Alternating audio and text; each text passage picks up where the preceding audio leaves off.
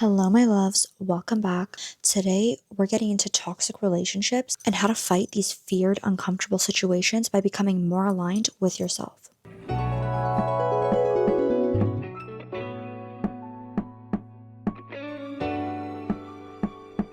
Time heals, and you are an ever evolving person.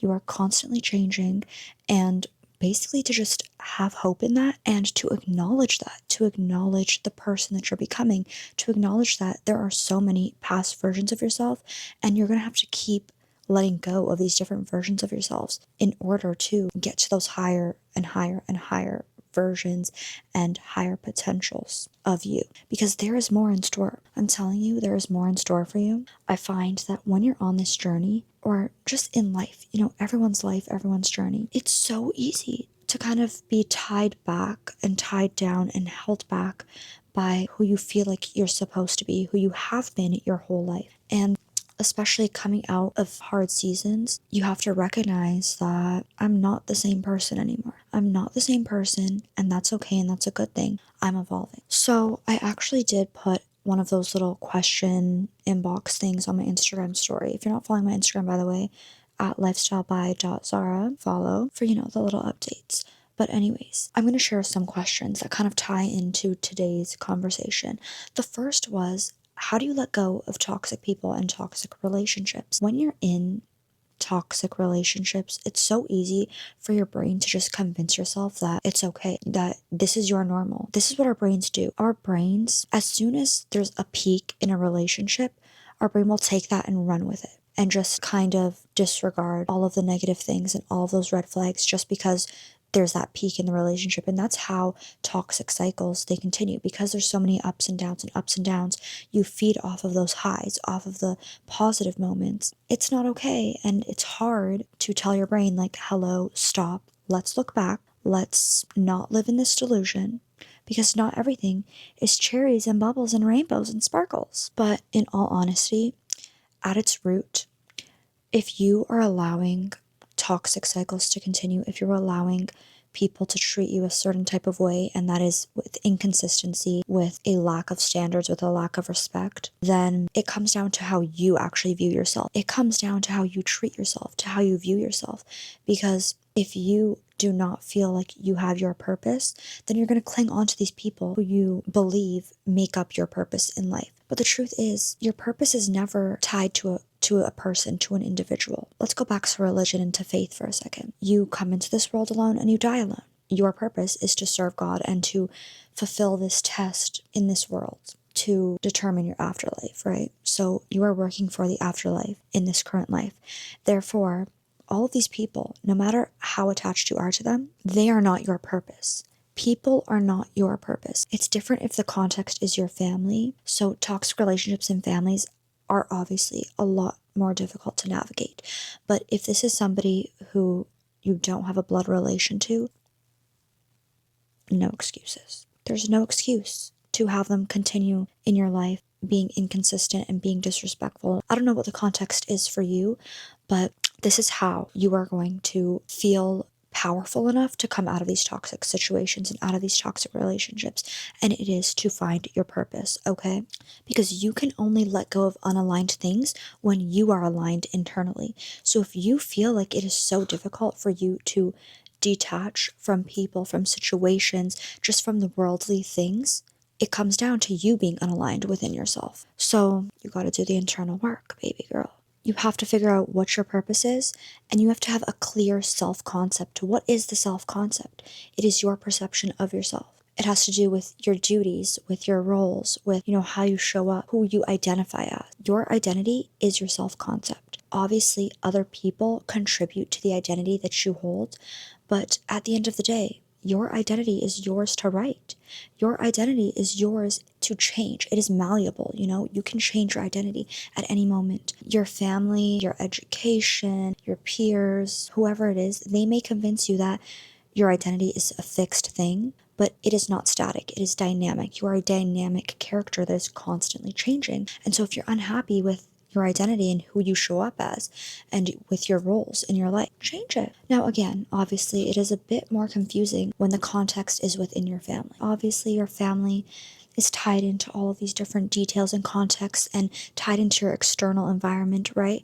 But if we just look at your external environment, your friends, school, work, those places, those contexts, I believe you can change a lot more. Like, it's more easy to change your identity in those contexts. And just within yourself, your own self, this is your world, right? This is your world. You have it in you to change your worlds within. You just have to envision it. Envision, like, sometimes I made this place in my mind that I would go to. It's just this beautiful grassy field with a willow tree, but it's this like purple and pink floral willow tree. And I would just go there sometimes and take a deep breath and just imagine myself relaxed, not stressed, not anxious, but just in this safe place. And so you have to imagine your internal world in order to change your external world. Okay, I kind of ate like that was a bar. Anyways, yeah, I'm kind of drifting off here a bit, but again, on this idea of imagining a world for yourself, of changing yourself. I was saying to my sister how when you write things down, it honestly changes how they happen in your life. Like, when you write things down, for example, for me, every day, I mean, on most good days, I write down a list of the things that I need to get done. And for the week, I write down a list of things that I need to get done. And when I don't do these lists, I swear to you, I am so unproductive. I get into a slump. I don't get anything done. But when I write things down on paper or on my whiteboard, it's done. And so you have to recognize the power of your words, the power of actually writing things down and believing you're going to get them done, believing they're going to happen. And this is like another example. My dad had written my sister a note, a to-do list of things she needed to get done. And in 2026, within the first month, she got everything done on that list.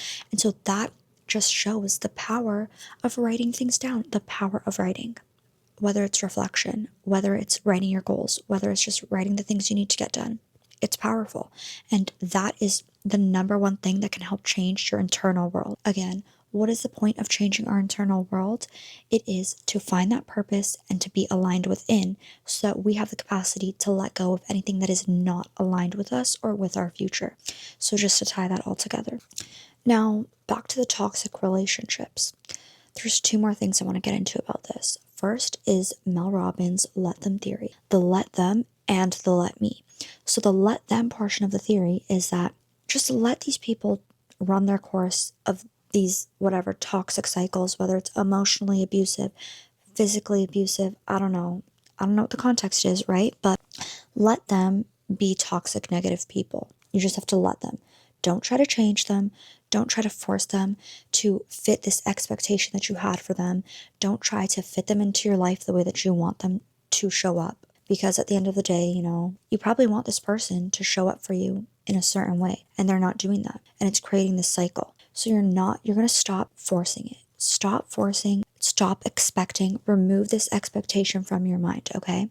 We cannot hold expectations to people because at the end of the day, what do they owe us? Nothing. They're not taking us to heaven. They're not deciding what our fate is. So stop holding other people to such a high regard. That's what Mel Robbins taught me, okay? And then the second part is the let me portion. So now you're letting them do their thing, and then you're letting yourself also recognize what parts to the problem you play into. Because you can play this blame game. You can play the victim game, blaming everyone else, blaming the manipulator, the toxic person, the abusive person, blaming the one who is starting all the drama. But if the cycle's continuing, then you have a role in it. Even if that role is as a victim, you have to change that narrative. You have to change your identity. So that let me portion, let me change, let me recognize where I could be doing better. Let me recognize where I can step out. Let me recognize where I'm holding these people to too high of a standard that they are not fulfilling, leaving me with disappointment. We don't want that. We don't want to fill our subconscious with fear, and we don't want to confirm these negative expectations. We don't want to confirm that people are not going to meet us where we want them to meet us. So meet yourself. That let me portion is meeting yourself where you need to be met. You can do it for yourself. You can always do it for yourself. What you're searching for in that person, you can do for yourself. I guarantee you. You can be your source of comfort. You can be your source of fulfillment. You can love yourself. You can take yourself out. You can spend time with yourself. So let them, leave them. Khalas, bro. And work on yourself, love yourself, nurture yourself. Because you are the only person who's never going to leave you, right? So nurture your relationship with yourself, because what is that going to do?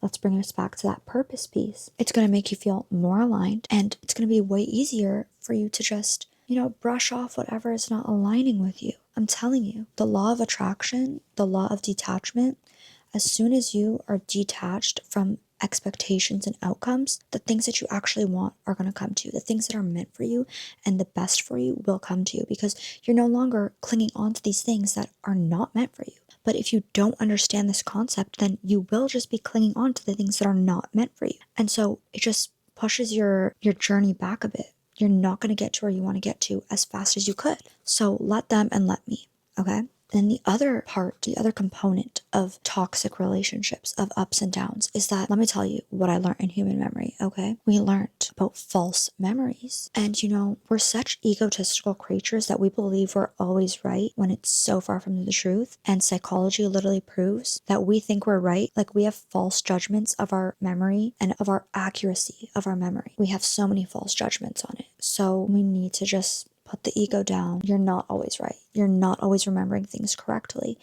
And it's just crazy how our brains, we have schemas, right? Like, we have schemas of how things should go, of, in an environment, in a context, maybe in a conversation, how things are supposed to go. And so when you're lacking information, or when you may have forgotten something, you're just going to fill in the blanks, and you're not accurate. So stop believing your delusional memories. Like, stop believing them. Stop believing like somebody treated you so good when they didn't. But also, maybe the reverse to that, stop believing that you always treated other people right. Stop believing that you are always a saint and an angel, because chances are you probably said something or did something that your brain is just forgetting, because your brain wants to block out anything that hurts your ego, anything that hurts your heart. Your brain just wants to protect you constantly. So because of our brain's protective mechanisms, you're just not accurately perceiving the world. You're not accurately remembering how things actually play out. And so with this, what I want you to take from this is that your memory is always going to try to trick you, and it often will trick you into staying into these circles and cycles of toxic relationships. So the more you know, once you realize, like, am I putting this person on a pedestal? Am I filling in the blanks? Am I maybe not remembering things accurately? It's going to probably be a bit more easy for you to take a step back and recognize the cycle. Okay, now just moving on from this slightly, back to the concept of how time really heals, and everything beautiful takes time. So stop choosing the short route, stop choosing the shortcut and leaving toxic cycles. It is a long and hard process, right? We're so wired to just choose instant gratification, to choose the easy route that is faster. And most times, choosing the hard route takes a lot of time. It takes a lot of work inside, and it's a long journey to choose what's best for you. Choosing what's best for you, like, it's not just hard, it's a long journey that you're going to go through. And so that's why you're also probably scared to leave toxic relationships, to choose harder, more disciplined things, because they take longer, and you're going to be in this period of discomfort for longer. So why would you want to do that to yourself? But beautiful things take time. Beautiful outcomes take time. You have to understand that and know that and believe that to take those steps into those long periods of discomfort, because it's not just like a 2-second, it's not a short period of discomfort. I think that's what we don't really talk about. It's a long period of discomfort that you have to go through when you are breaking cycles. And so it's way easier said than done. Someone can tell you, like, oh, you need to do this, but to come to terms with actually doing it, when you realize how long you're going to be in this uncomfortable and scary period of time for, who wants that? Your potential wants that. Your future self wants that, needs that. Okay, let's come back to that point of your future self and imagining your internal world, right? Imagine your future self. What would that person want? What would your future self want? Your future self would want you to sacrifice that painful long period, because how are you going to get to that point, that better potential? Like, your potential is here, right? And in order to get from here to here, it's a long journey and it's a hard journey. But if you're too scared to take the step into that long period of discomfort to get to here, then you're just going to keep going till the end. Then you die as the same person. But that's not what we want. We want to unlock our potential. We want to achieve greater things. We want to achieve greater things. So You need to ask yourself, do you want to keep playing small? Do you want to keep listening to the fear that is keeping you in the same place? Or do you want to listen to your future self at your highest potential, who is looking back and thanking you for taking that step into that very scary, long journey of discomfort? You know the answer, but it's just about taking that leap. And so in order to do this, you really have to step out of what society has taught you of instant gratification constantly. Because that's literally, especially our generation who was raised with so much technology, that's literally what we were raised for. We were raised and like subconsciously, what's the word? Like programmed to just get exactly what we want when we want it. That dopamine, like we get it exactly when we want it. And it's so dangerous because it keeps our brain in this like cycle of just no growth, literally no growth. You don't grow when you're just getting your dopamine from like your phone every second. You don't grow. In fact, your brain cells literally die. Your brain cells are just dying. So you have to step out of society, step out of the norms. If you want to be in that like that top 10%, like I want that. I'm not saying I'm there, like, but I want to be in that top 10% of powerful women. But I know that just being normal is not going to get me there. So being an abnormal person is a compliment, basically, you know, stepping out of the box, doing things differently. That is what's going to get you somewhere else. If you don't want to be where everyone else is, then do something different, do something abnormal. So that's why I actually love when I feel othered.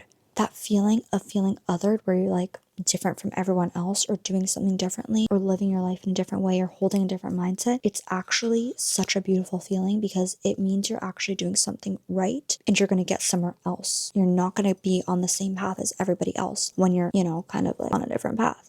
So that's why as a Muslim, I just find it beautiful when I feel out of place because it actually means that I'm going to end up in a different destination than the rest of those people who are just maybe following the norms of society. You know what I mean? So it's just like a beautiful concept that all great things take time and go into that discomfort. Another component on top of this that relates to the toxic relationships and that relates to your identity, your self-concept, and becoming the most aligned version of yourself is we're gonna jump back into that fear. Okay. Another question that I had gotten in the responses on Instagram was about self-sabotage and questioning whether it can show up as either getting too attached or too avoidant in terms of with people. If you're getting attached to people very fast or if you're pushing away people very fast, like how is that related to self-sabotage? And, you know, so what I was thinking is that both sides of this, whether it's that you're too clingy or that you're too avoidant, they stem from that fear and that lack of abundance. Because in both contexts, you are fearing that whatever it is scarce. If it's love, like you feel like it's scarce, and that's why you're either clinging to them so much because you're scared that they're going to leave you and you're scared there isn't love for you. So you're living in this feared mindset. Or if it's the avoidant end, then you fear something bad is going to happen and that they're going to leave you, right? It's still fearing that they're going to leave you, but that's why you avoid them instead. So it's either you're avoiding because you don't want to get hurt or you're holding on because you don't want them to leave. So both of these, it's a fear response. So both of these attachment styles, they're just a lack of abundance, a lack of an abundant mindset.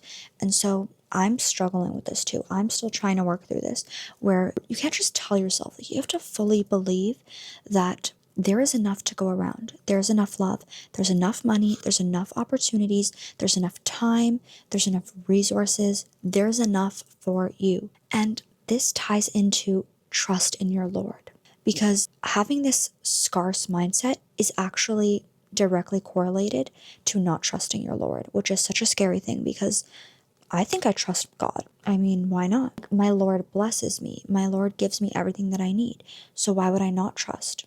But then I realize, why am I fearing? This fear is coming from the devil. This is not coming from God. I need to trust God and trust that He will give me everything that I need.